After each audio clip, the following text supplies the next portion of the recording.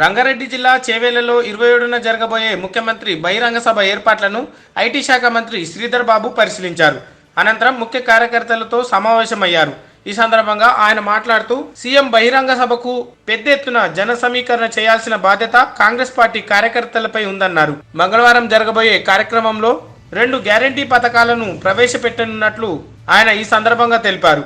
ఈ 2 పథకాలను చేవేళ్ల నుంచే ప్రవేశపెట్టడానికి ముఖ్యమైన కారణం చేవెళ్ల కాంగ్రెస్ పార్టీకి సెంటిమెంట్ గా మారిందని, ఇంతకుముందు వైఎస్ రాజశేఖర రెడ్డి కూడా పాదయాత్ర చేవెళ్ల నుంచి మొదలు పెట్టారని, కావున చేవెళ్ల నుంచి ఈ కార్యక్రమాన్ని నిర్వహిస్తున్నామని ఆయన ఈ సందర్భంగా తెలిపారు. రేపు జరగబోయే సమావేశాన్ని విజయవంతం చేయాలని ఆయన కార్యకర్తలను కోరారు. ఈ కార్యక్రమానికి వికారాబాద్ జిల్లా ZP chairperson Sunitha Mahender Reddy, Parigi MLA Rammohan Reddy, Tandur MLA Manohar Reddy, మాజీ మంత్రి మహేందర్ రెడ్డి, చేవెళ్ల కాంగ్రెస్ పార్టీ ఇన్ఛార్జ్ భీమ్ భరత్, మాజీ సర్పంచులు, ఎంపీటీసీలు, మండల నాయకులు, కార్యకర్తలు తదితరులు పెద్ద ఎత్తున పాల్గొన్నారు. రాష్ట్ర ప్రభుత్వం మరో 2 మేనిఫెస్టోలో పెట్టిన గ్యారంటీలో ఉన్న 2 ప్రధానమైన పథకాలని చేవెళ్ల నుంచి రాష్ట్ర ప్రజలకు అందజేసే కార్యక్రమాన్ని నిర్వహించబోతా ఉన్నాం. ముఖ్యమంత్రి రేవంత్ రెడ్డి గారి ఆధ్వర్యంలో ఈ పథకాలను ప్రారంభోత్సవం చేయబోతా ఉన్నాం. దానిలో భాగంగానే మొదటిది 500 రూపాయలకే గ్యాస్ సిలిండర్,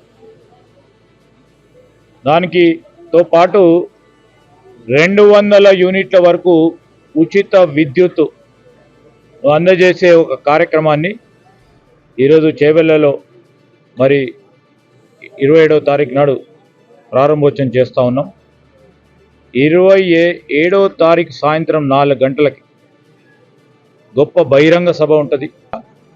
ఈ సభకు రావాలని ప్రభుత్వ పరంగా వారికి ఆహ్వానం కూడా పలకడం జరుగుతుందని మనవి చేస్తూ ఉన్నాం.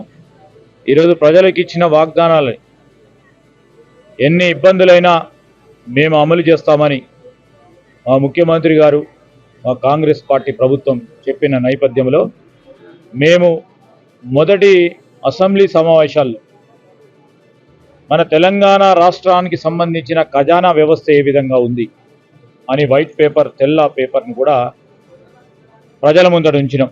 గవ్వను మిగిల్చకుండా పోయినప్పటికీ ఈరోజు వచ్చిన రెవెన్యూని ఏ విధంగా ఉపయోగించుకొని మేము ప్రజలకు ఇచ్చిన వాగ్దానం నిలబెట్టుకోవాలనే ఒక ప్రయత్న భాగంలో గత 70 రోజుల నుంచి కూడా కసరత్తును చేసి ఇంతపూర్వకమే వచ్చిన 48 గంటల్లో మా ప్రభుత్వం 2 ప్రధానమైన పథకాలని ప్రజల వద్దకు ఉంచాం. ఉచిత బస్సు ప్రయాణం మహిళా సోదరిమణులతో పాటు రాజీవ్ ఆరోగ్యశ్రీ 10 లక్షల రూపాయల వరకు పెంచి ఈరోజు ప్రజలు వాటిని ఉపయోగించుకుంటా ఉన్నారు.